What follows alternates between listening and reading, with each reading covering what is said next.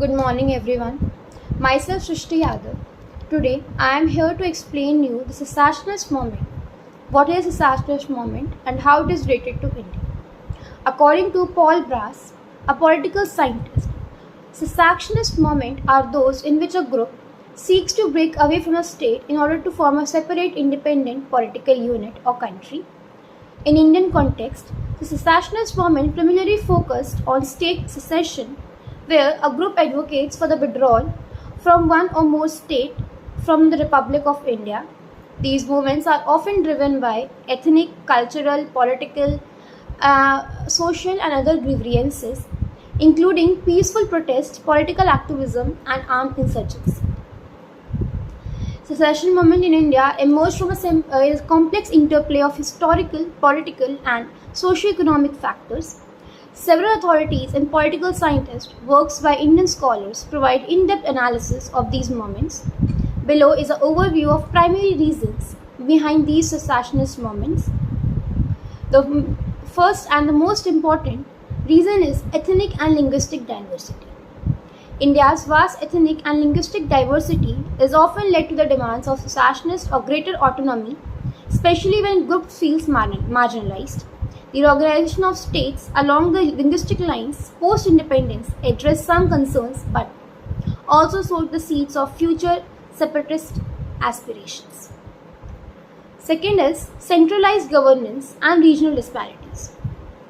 In India, the central government is having the strong control over the states, and sometimes it overpasses the feelings of the states or the needs of the state, and economic disparities are perceived where neglect have further fueled the separatist sentiments. Vipin Chandra talks about centralization of policies in the Indian context. Another main reason is religious and cultural identity. Movements in Kashmir, Jammu and Kashmir, and Khalistan movements in Punjab for autonomy are having their roots in religious and cultural identities. The assertion of these identities, combined with political factors, have sometimes elasticated into separatist movements.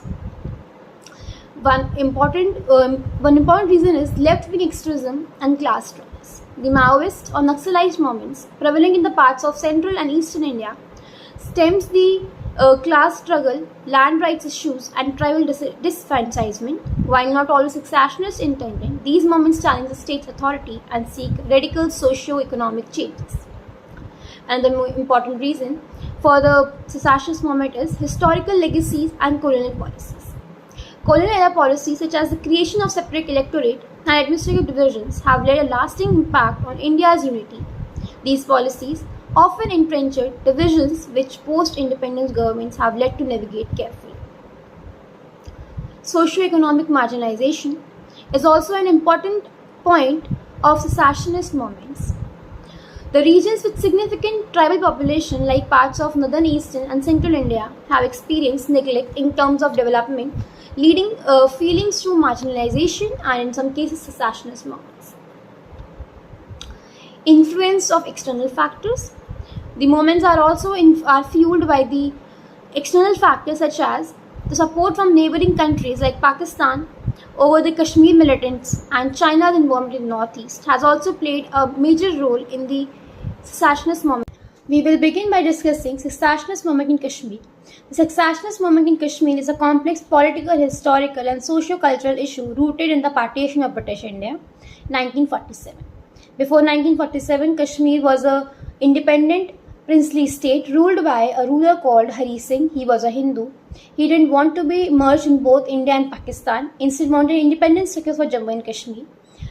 Kashmir people wanted to retain their identity of Kashmiri, and they want an independent status too. But Pakistan considered Kashmir to be the part of Pakistan as majority of population was Muslim. Sheikh Abdullah, a leader of National Conference, waged a protest against ruler Hari Singh as he wanted to get rid of the Maharaj, and he was close to Indian National Congress leaders including Nehru.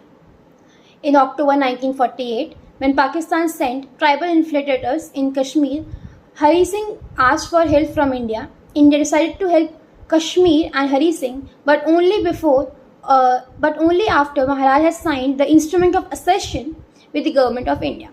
It was agreed that when the situation would be normalized, the views of the people of Jammu and Kashmir would be taken and plebiscite would be conducted. Sheikh Abdullah was made the Prime Minister of Jammu and Kashmir, as the head of Kashmir at that time was called Prime Minister. There were many internal and external disputes too over the Kashmir. The politics of Jammu and Kashmir has always remained controversial, as there was always external and internal reasons for it. Externally, Pakistan claimed Kashmir Valley because of the Muslim population there, and in the 1948 tribal infiltrators, they had captured a part of Kashmir which they called Azad Kashmir, or which India called Pakistan occupied Kashmir. Internally, there are disputes on the status of Kashmir, as Kashmir is given the special status through Article 370, which gave its rights to have its own constitution. All the provisions of Indian constitution are not applicable to applicable to Kashmir. The parliament can only pass laws in Jammu and Kashmir only when the Assembly of Kashmir agrees on it.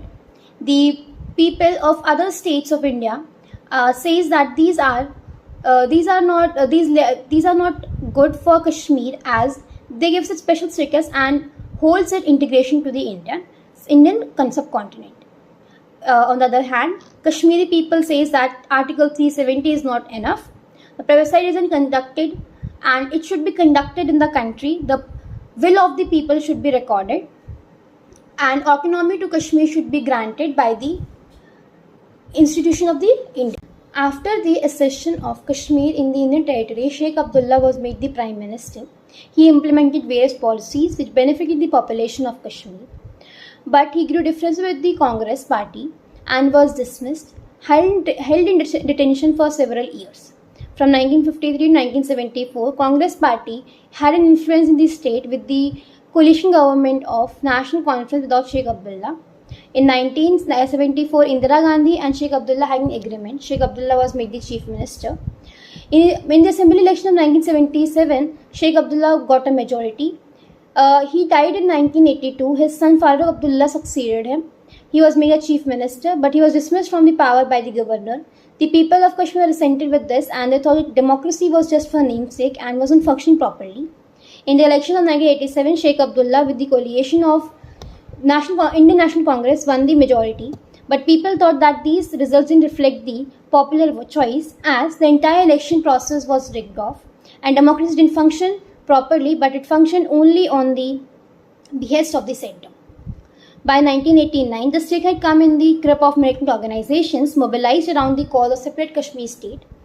The insurgents got moral, material and military support from Pakistan. For a number of years, the state was under president's rule and under the control of the armed forces. Throughout the period from 1990, Jammu and Kashmir experienced violences on both the hands of insurgents and the military action. Assembly elections were held in 1996, in which Sheikh Abdullah won with the majority on the points of state autonomy for Kashmir. The separatist politics is surfaced in Kashmir on three strands or three groups. The first group, which believes that Kashmir is the integral part of India. The second, which believes that Kashmir should be the part of Pakistan, and the third group, which believes that Kashmir is an independent entity and should be given the independent status of a country.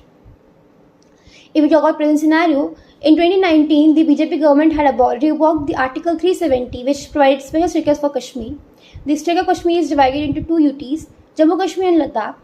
From that time, the normalcy was restored in Kashmir, but the recent attack on Pahalgam has led to the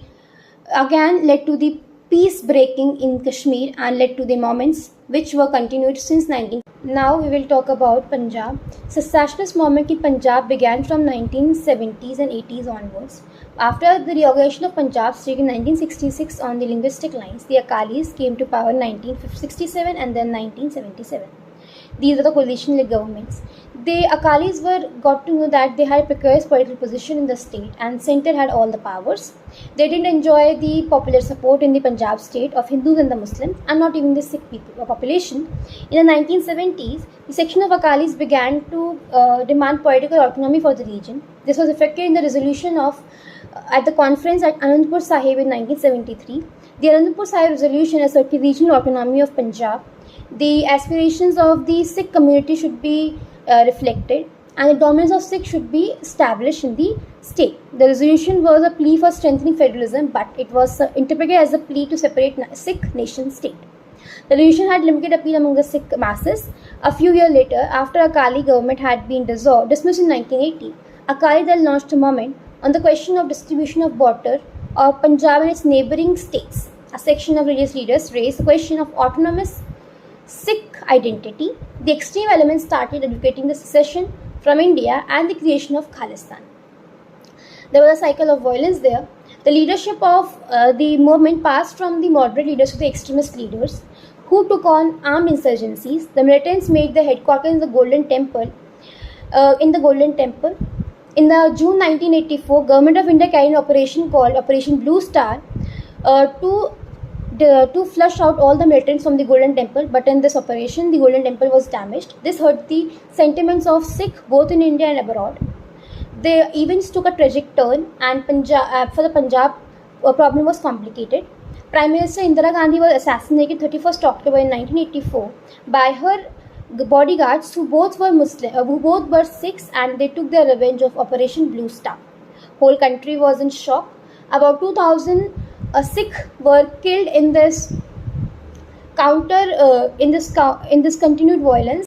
Normalcy and peace in Punjab was restored after the violence. After the elections of 1984, when new Prime Minister Rajiv Gandhi initiated dialogues with moderate Akali leaders. In July 1985, an agreement was reached between Harchand Singh Longwal of the Akali Dal. This agreement was known as Rajiv Gandhi Longwal Accord or the Punjab Accord. In this accord, the normalcy in Punjab was restored. It was agreed Chandigarh would be transferred to Punjab. Separate commission would be set up to resolve the border disputes between Haryana and Punjab, and tribunal was set up to decide the sharing of water of Ravi and Bears with the bordering states of Punjab, Haryana and Rajasthan. The agreement also provided for the compensation to the better treatment of those who were affected by the militancy in Punjab, and the withdrawal of the applications of Armed Forces and Special Powers Act in Punjab. Decades after the secessionist politics began in Punjab in 1970s and the signing of the agreement in 1985, the Sikh community or the Punjabi people still ask for a separate state or country for Sikh people called Khalistan. The demands are still placed and they ask for separate nation. Moving further, we'll talk about Mizoram. The secessionist politics began in Mizoram from mid-20th century. It was a significant political and armed conflict. It was due to the neglect of regional aspirations of Mizoram. The country leadership faced a massive problem by tackling this secessionist politics problem. After independence, Mizo Hill area was made an autonomous district within Assam. Some Mizos believed that they were never the part of British Empire, so therefore they do not belong to the Indian Union. But the movement for secession began after the Assam government failed to respond adequately to the Great Famine of 1959 in the Mizo Hills. The Mizos' anger led to the formation of Mizo National Front under the leadership of Lal Denga. In 1966, MNF started an armed campaign for independence, thus started a 2-decade-long battle between Mizos, insurgents and the Indian Army. The MNF fought a guerrilla war, got support from Pakistani government and secured shelter in the East Pakistan. The Indian security forces countered it with a series of repressive measures, which common people suffered a lot. At that point, even Air Force was used. This measure caused more anger and alienation among the people. At the end of 2-decade-long insurgency, both sides were losers. At this time, the political leaders used their maturity and made a difference. Lal Denga came back to India from exile from Pakistan and started negotiations with the Indian government. Rajiv Gandhi steered these negotiations to a positive conclusion. 1986, a peace agreement was signed between Rajiv Gandhi and Lal Denga. As per the accord, Mizoram was granted full-fledged statehood with special powers, and MNF agreed to give up secessionist claims. Lal Denga took over as the chief minister. This accord proved a turning point in the history of Mizoram. Today, Mizoram is one of the most powerful, peaceful places in the region and has taken big strides in literacy and development. Apart from these examples, we have succession examples of Tamil Nadu, Nagaland, Assam, new moments in the Uttar Pradesh, in the Bundelkhand, and many more places. As of now, we have discussed in great detail about secessionist politics and examples of secessionist movements in the country. There are some solutions to suppression of these movements in the country, as the problem is very big. Solutions can be there for it. Some of the solutions are to address the root cause. For example, by having political inclusion of the marginalized regions who have lack of representation in the system, cultural autonomy should be respected, religious and ethnic identity should be respected and their protection should be provided to them. Economic disparities should be curved down and grievances of poor should be mentioned. Apart from this, federalism should be strengthened and central control should be loosened. Dialogue mediation should be done between the government of India and the authorities of the secessionist leaders. Rule of law should be strengthened in the country. Constitutional amendment should be there for the moments and for the state reorganizations. Civic integration should be there. National identity, inclusive education, and intellectual dialogues can be create sense of belongingness. At last, in conclusion, I would like to say, secessionist politics reflects deep-rooted issues of identity, governance, and justice. While every case is a context-specific, a lasting resolution typically requires combination of inclusive governance, respect for minority rights, economic fairness, genuine dialogues. Suppressing secessionist politics or demands without addressing their cause often leads to long-term instability. Instead, accommodating diversity within a unified state framework offers a more sustainable path to national unity. Thank you.